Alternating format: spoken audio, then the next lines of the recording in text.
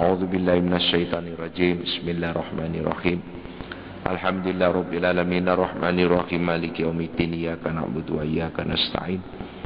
Ihdinas siratal mustaqim siratal ladzina an'amta 'alaihim ghairil maghdubi 'alaihim waladdallin. Amin. Hadirin para jamaah rahimakumullah. Yang pertama, di samping syukur saya mohon maaf Jumat kemarin tidak bisa masuk. Kemudian karena banyak pertanyaan dari jamaah, satu di antaranya makna dan terjemahan ittaqillah. Ittaqillah ini bertakwalah kamu kepada Allah. Apa arti takwa? Kadang-kadang orang mengartikan mari kita takut kepada Allah. Ada sebagian menerjemahkan dalam khutbah, taatlah kamu kepada Allah. Mana yang benar? Terus pertanyaan berikutnya, konsep yang ada di Al-Quran. Inna sholata tanha 'anil fahsya'i wal munkar. Sesungguhnya sholat itu mencegah manusia untuk tidak berbuat keji, katakanlah begitu. Tapi praktek kenyataan dalam kehidupan ini kok tidak cocok gitu nah. Itu apa sebabnya? Di mana letak penyakitnya ini? Terus yang ketiga, kelanjutan dari keterangan Isra dan Mi'raj yang sudah muqaddimah kemarin sudah saya kupas untuk kita sempurnakan. Secara kebetulan sekarang tanggal 26 Rajab, 26 Rajab, besok 27. Jadi terjadilah satu peristiwa besar dalam Islam, di mana Nabi besar kita Muhammad sallallahu alaihi wasallam dipanggil oleh Allah dengan istilah Isra dan Mi'raj. Hadirin jamaah rahimakumullah, semuanya saya rangkum jadi satu. Nanti akan terjawab secara otomatis. Tidak satu-satu tetapi semuanya saja. Nabi kita Muhammad sallallahu alaihi wasallam sebelum diberangkatkan itu mengalami beberapa kendala, dalam bahasa kasar stres. Di mana istri meninggal, teman meninggal, orang-orang yang melindungi Muhammad banyak yang meninggal, sehingga seakan-akan Muhammad banyak kehilangan. Di saat itulah Nabi besar kita Muhammad sallallahu alaihi wasallam dipanggil oleh Allah. Ini menunjukkan apa? Setiap manusia pasti mengalami problem kehidupan. Yang problem itu kadang-kadang manusia bisa mengatasi dengan fasilitasnya. Ada sebagian dari problem itu memang bukan haknya manusia, itu haknya Allah. Memang Allah membuat demikian agar manusia ingat kepada Allah Subhanahu wa taala. Untuk mengatasi ini, yang perlu digarap pertama kali adalah hati. Makanya Nabi besar kita Muhammad sallallahu alaihi wasallam sudah jauh-jauh dipersiapkan. Memang sudah diskenario dalam perjalanan hidup Nabi, nantinya akan mengalami proses Isra dan Mi'raj. Nabi kita Muhammad sallallahu alaihi wasallam waktu saat kecil diambil oleh malaikat Jibril Mikail, dibawa ke sumur Zam-Zam, dicuci hatinya.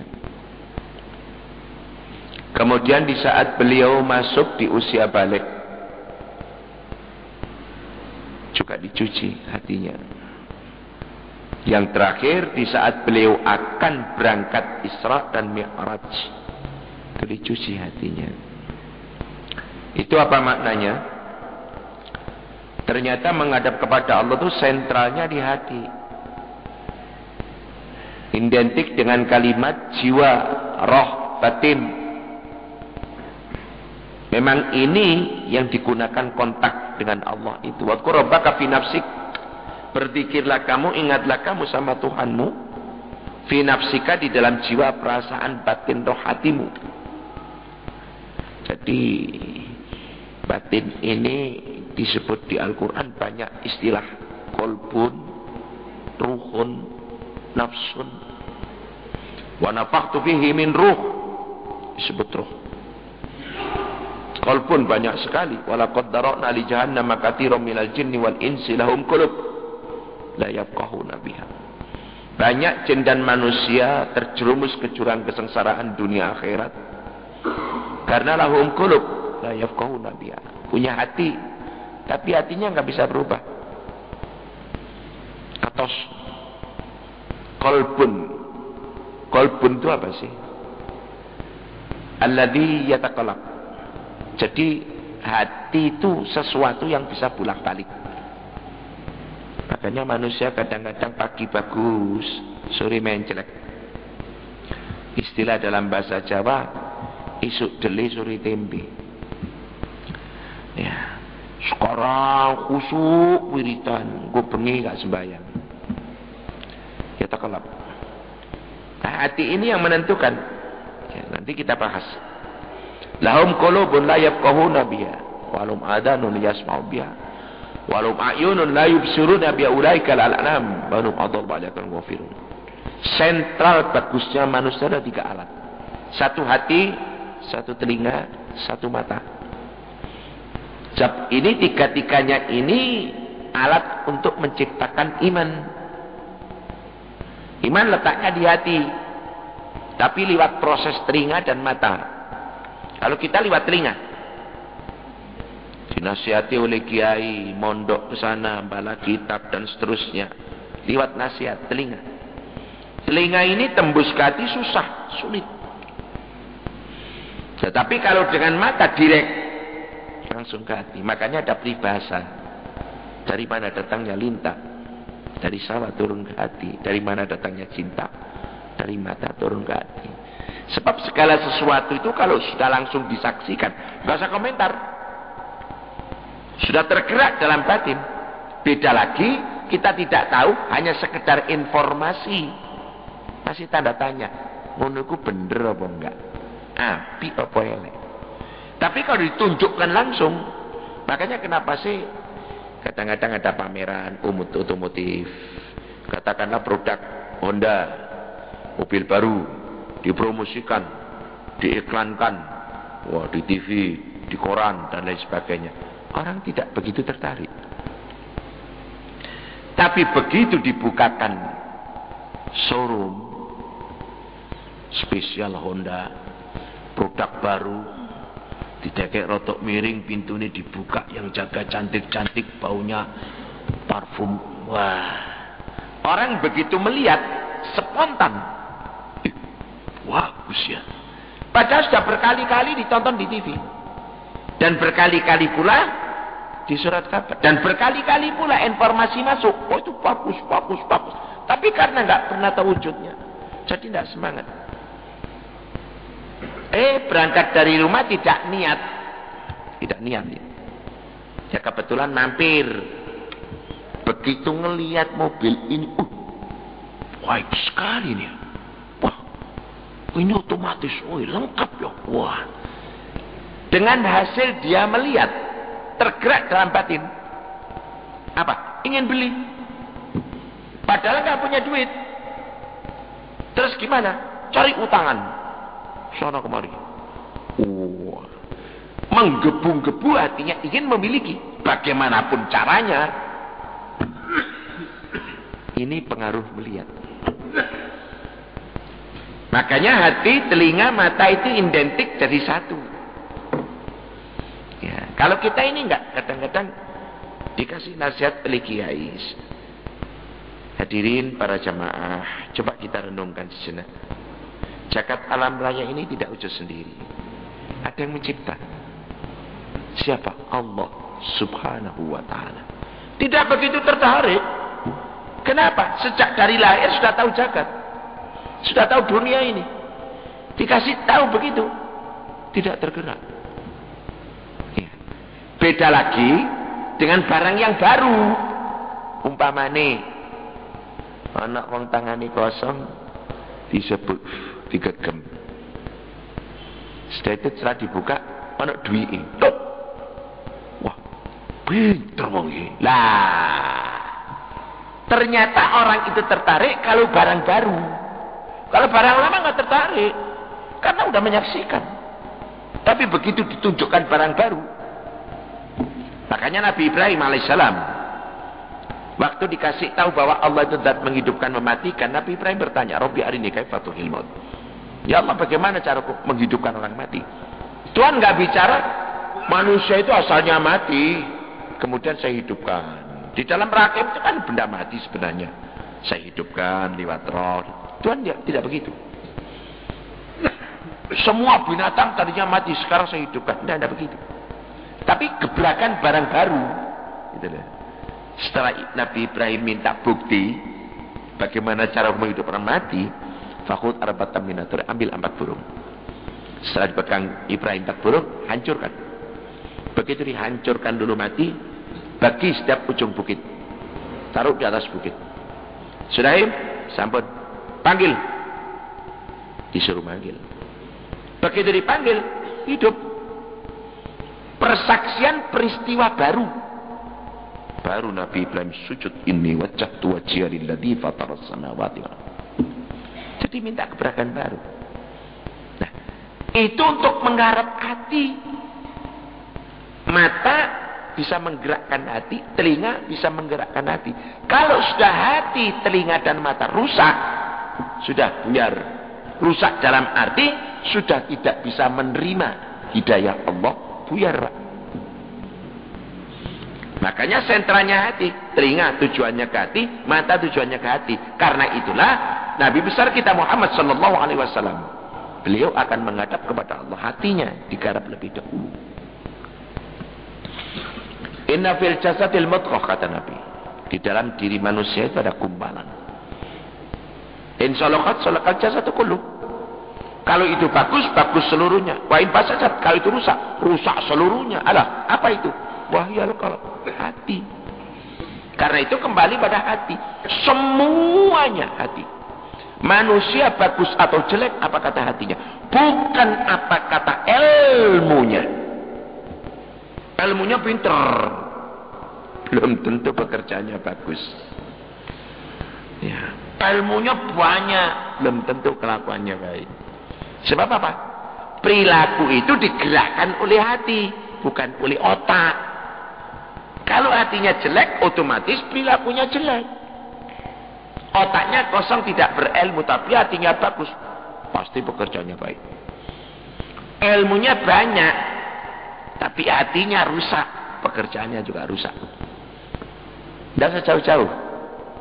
Kita ini ngerti dan sadar bahwa sholat malam itu pahalanya luar biasa. Ngerti? Tahu. Tapi karena hatinya tidak tergerak, ya tidak ngelakoni. Tapi kalau hatinya tergerak, jalan. Nah, demikianlah syariat agama. Lakukan oleh digerakkan kerentek hati, jangan digerakkan oleh aturan. Awas, beda hasilnya. Sholat malam itu tidak akan jalan kalau tidak digerakkan oleh kesadaran hati, merasa dirinya butuh dengan Allah. Kalau ini tidak tumbuh, jelas tidak akan melakukan. Jadi makanya Allah katakan, wadhkur rabbaka fi nafsika, berzikirlah kamu didorong oleh jiwamu, oleh perasaanmu, oleh hatimu, oleh kesadaranmu. Tadarruan wa khifatan, penuh dengan rendah diri, rasa takut kepada Allah. Yang tadi ditanyakan oleh jamaah ke saya, ittaqillah itu sebenarnya takutlah kamu kepada Allah atau taatlah kamu kepada Allah? Ini nggak usah saya jawab, tapi apa yang saya ceritakan, apa yang saya ceramahkan ini sudah merupakan jawaban secara global untuk seluruh pertanyaan yang dilontarkan kepada saya. Jadi yang penting ini hati ini digerakkan. Nah, untuk menggerakkan hati ini harus disucikan dari pengaruh apapun yang terjadi. baik itu iblis, baik itu aktivitas kita yang kita lakukan, jangan sampai mengkontaminasi di dalam jiwa kita. Kadang-kadang kita terkontaminasi, Pak. Tidak usah jauh-jauh sembahyang subuh, Allahu Akbar, sing nyambut gawe di pasar pikirannya sang beda. Iki kok payu apa enggak, winginane tak dol rego sakmene, wong nganyang tok balik, wis enake rada tak dukno wis. Padahal telinga mendengarkan Fatihah, dia sendiri baca ayat, amin, tapi pikirannya ke sana. Ini berarti pikirannya sudah tidak standar, tidak murni. Jadi yang dimaksud dengan standarisasi batin yang bagus, itu jangan terkontaminasi oleh apapun. Tergoda oleh iblis, terpengaruh oleh aktivitas, oleh idealisme, angan-angan dan lain sebagainya. Jangan. Karena itu membersihkan hati, ada dibersihkan hati karena kotor, dibersihkan hati karena pengaruh, dibersihkan hati karena rendah diri. Makanya Nabi Muhammad itu dilambangkan waktu kecil disucikan. Ada apa itu? Oh, masih kecil, kan belum memban dosa dan masih fitrah. Kalaupun meninggal langsung surga, ngapain pasti dicuci?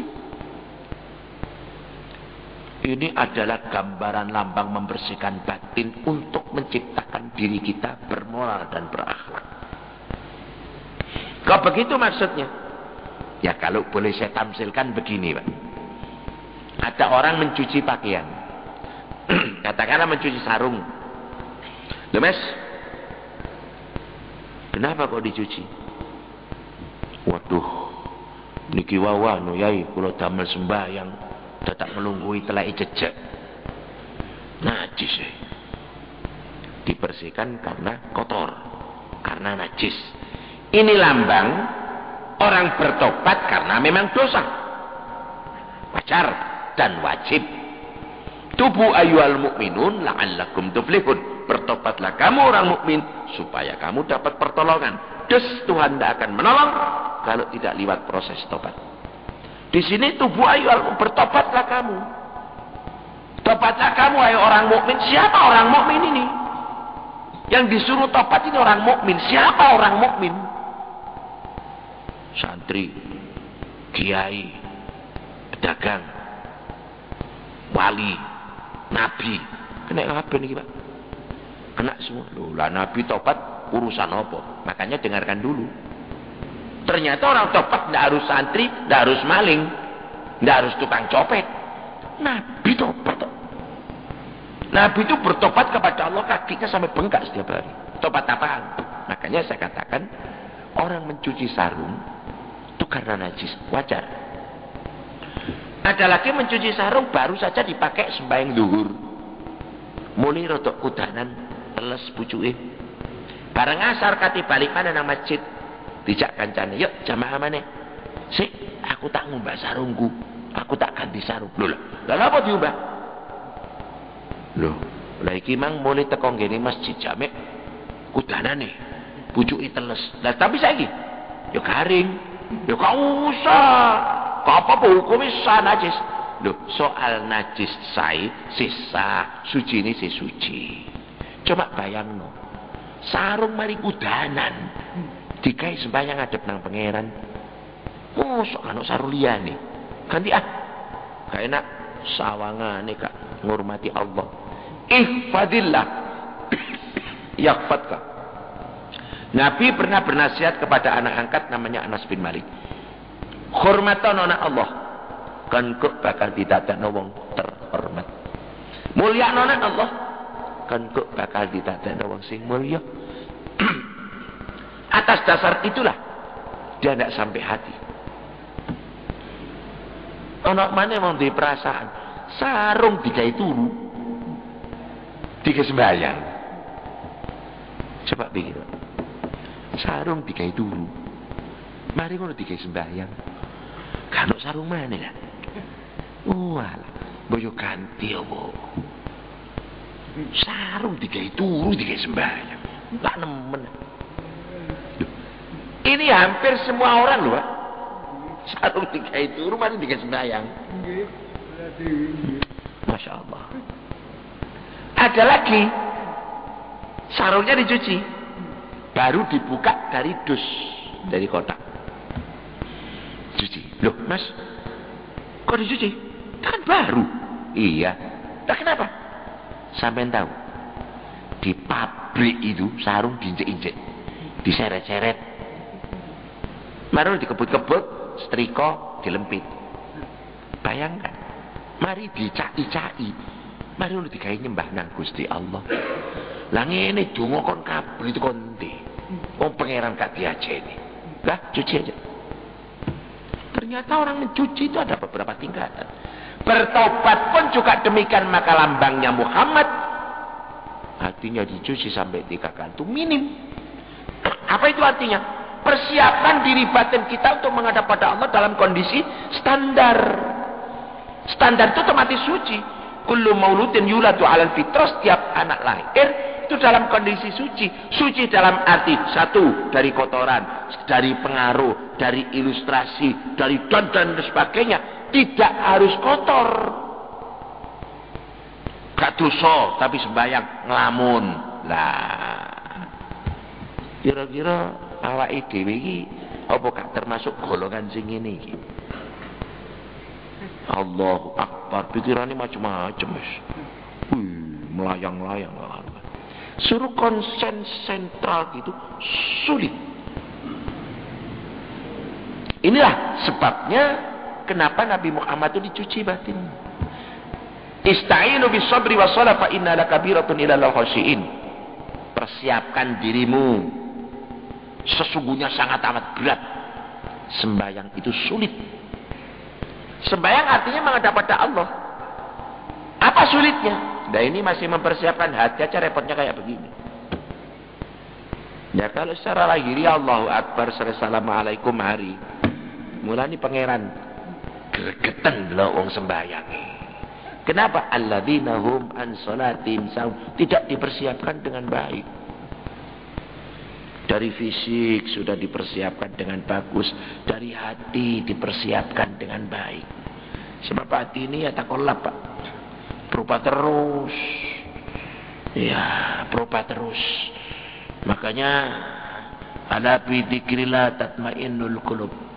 Dengan zikir kepada Allah akan mendamaikan batin. Balikan sama Allah. Betul, Pak. Segala sesuatu kita urusin, ternyata gagal. Balik nang Allah. Oh, memang Tuhan belum mengizinkan. Nanti pada satu saat saya yakin Allah pasti kasih ijabah. Tenang, gak bingung. Ya, duit hilang. Saya yakin Allah menguji saya, tapi saya ikhlas, pasti dikembalikan. Saya tunggu ya Allah. Nabi kan berfirman, Nabi kan bersabda dalam hadis, fa inna likulli nikmatin maksud. Setiap nikmat akan diberikan, diuji dulu. Ini ujiannya sudah datang ya Allah. Kalau begitu tinggal nikmatnya saya tunggu. Tambah gede hal ini, tambah susah. Apapun yang terjadi pada diri kita, kullun yasir ala qadri. Semuanya adalah qada Allah.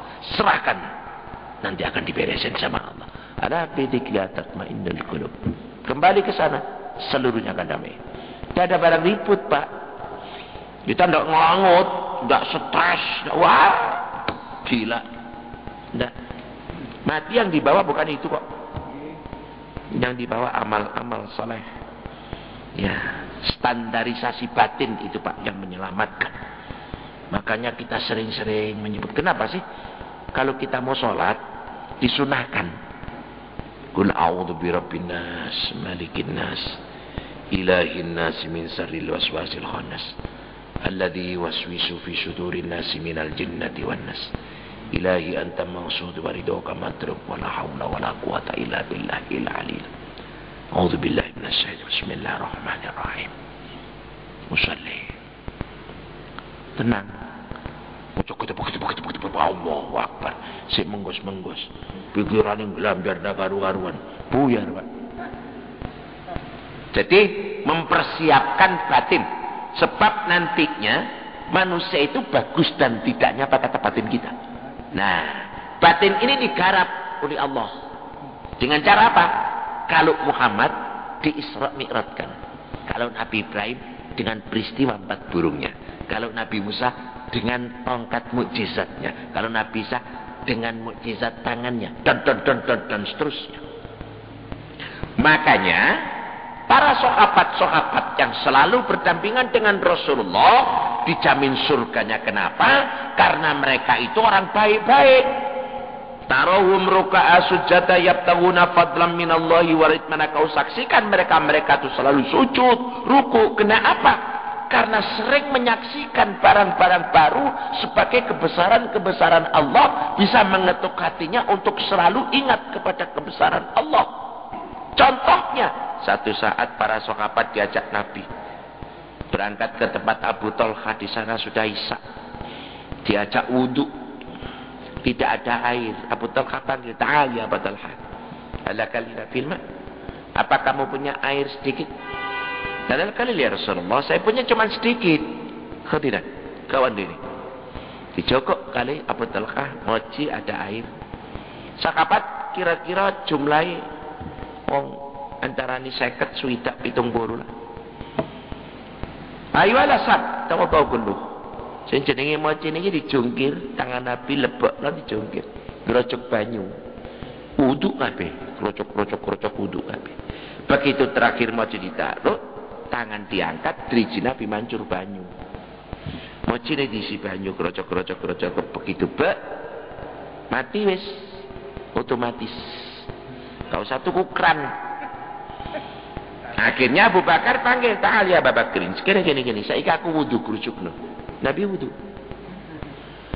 Persaksian yang dilihat oleh para sahabat dengan mata secara langsung menggerakkan batin. Begitulah kebesaran Allah kalau manusia itu dekat dengan Allah. Bagaimana tidak akan bertambah iman, Pak? Waktu perang Khandaq, Nabi mengajak para sahabat membuat parit. Khandaq itu parit.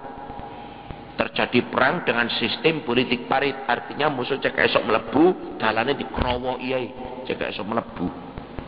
Ya. Begitu duduk-duduk, Nabi Muhammad petenge muni kerucuk soalnya luwe. Malah sing luwe kak Nabi Muhammad tok, sing ceramah iki ya luwe. Apa yang terjadi? Nabi Muhammad pulang. Petang diganjel watu cekak muni kerucuk. Begitu pulang, sahabat Abu Bakar ngejar di belakang. Sebab di mana ada Nabi, di situ ada sahabat Abu Bakar. Nggak pernah bisa lepas ini. Begitu sampai di rumah, ketok pintu, "Assalamualaikum." "Waalaikumsalam." Yang ada Siti Aisyah. Dadak ngene meja ni Nabi nek cara saiki meja. Ono gelas isine susu. Ditanya, "Di mana tanapan?" "Wes sapa susu iki?" "Cari Aisyah, sebojone. Atau kami beda asal." "Manismu?" "Parah ya Rasulullah." Panjenengan dipun paringi salah setunggaling sahabat. Sapa jenenge? Kula mboten ngertos. Kau dina. Saya cukun kali ini. Sahabat Abu Bakar dipun timbali. "Ya Abu Bakar, ta'alina." Istinya. Sih, konco-konco sahabat sing di jopo kabeh kon istirahat, kan mlebu. Suruh masuk. Sahabat kam ada tuh takriban 50 hatta 60 zaman. Kira-kira antara 50-60 orang. Susu niki dipegang Rasulullah, ditungani mbek Nabi. Manten ngoten dicekel Abu Bakar, dikongkon ngombe sahabat. Nabi mboten ngombe. Belum minum. Sahabat pegang, dikekna sahabat kon ngombe. Lah sahabat ngombe niki nggih perasaan kali Nabi mboten dereng ngunjuk. Dipaksa Nabi lala. Esra. Ngombe. Diombe kali sahabat nggih mak slipit ngoten tok. Ya kuwatir diombe amblas Nabi terus agak uman. Seripit. Lala mustamil kata sabit. Terus sampai kon warak. Hatta sabit sampai kon warak cari Nabi. Diombe mek sahabat. Cekok.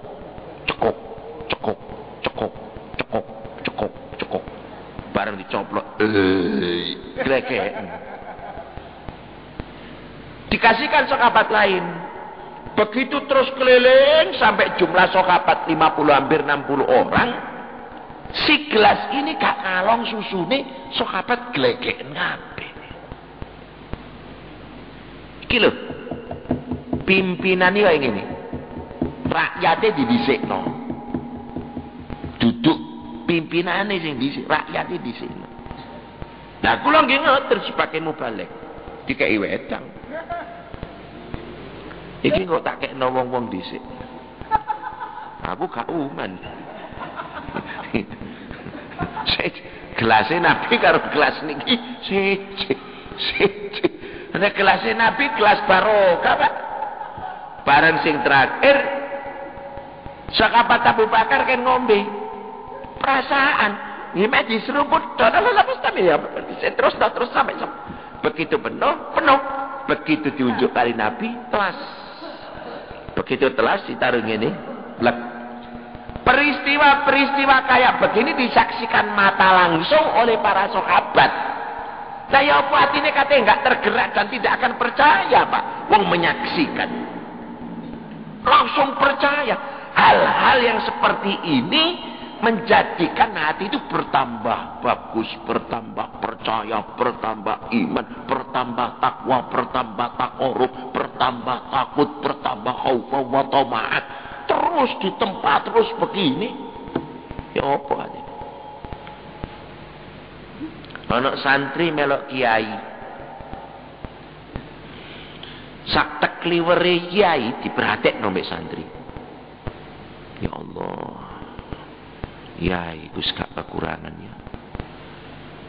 Panganan teko dhewe, buah teko dhewe. Duit dikei wong. Montor dikei wong. Ngono ya wong nek takwa nang Allah. Santri ini takon, "Yai, congi penjenengan. Lho kok nek kepingin enak, Nak, melok jerakan pangeran. Rono lho. Ditoto mbek Allah ngoten nggih, Yai." Iya. Krana ro dhewe. Wah, wiritane tambah.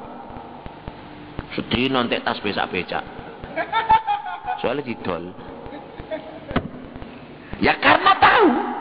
Nah, Nabi Muhammad itu ditata hatinya dengan cara seperti itu, Pak. Ditotono.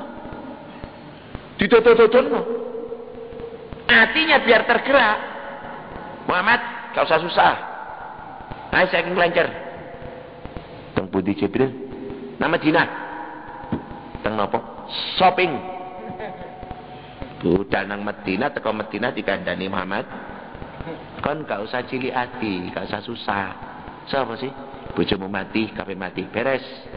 Kon kok mek pangeran ditoto, kon kok dikini. Dikini kon kok akeh umatmu, banyak yang nolong, kon butuh dunya pira, kekayaane wong Medina disok glokok nang awakmu. Gak usah susah.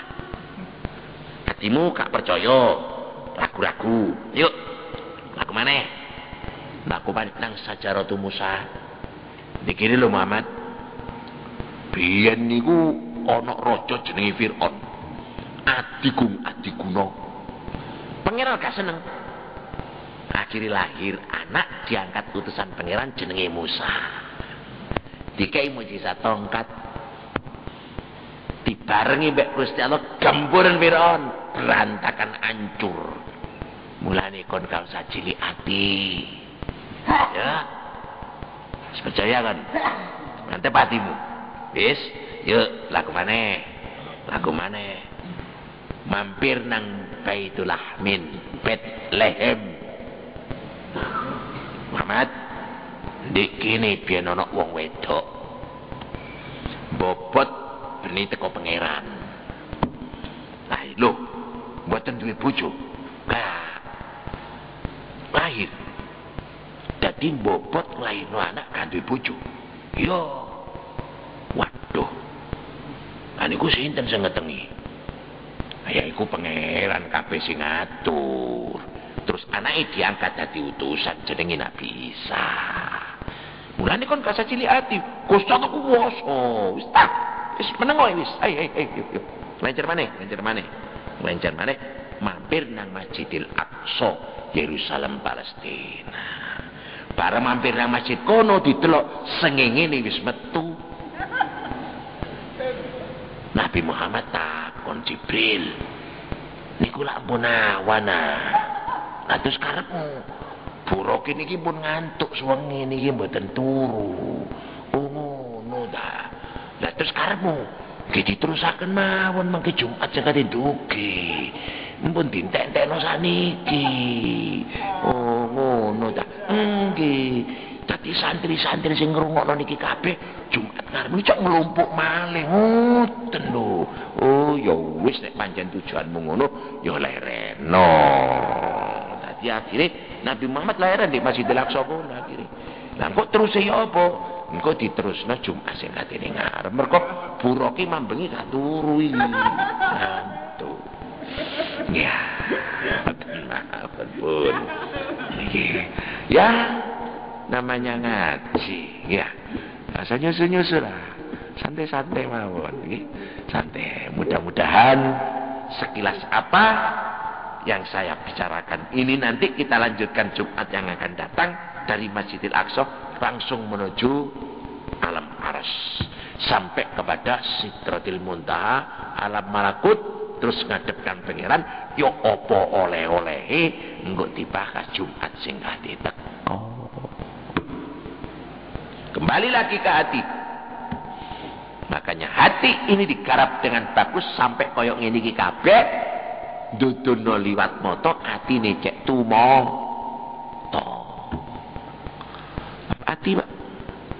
Nek wis atine apik, duit 1 miliar gledakan demok gak butuh. Karena memang bukan uangnya. Tetapi kalau hatinya jelek, lebono brankasnya diangkat. Ya.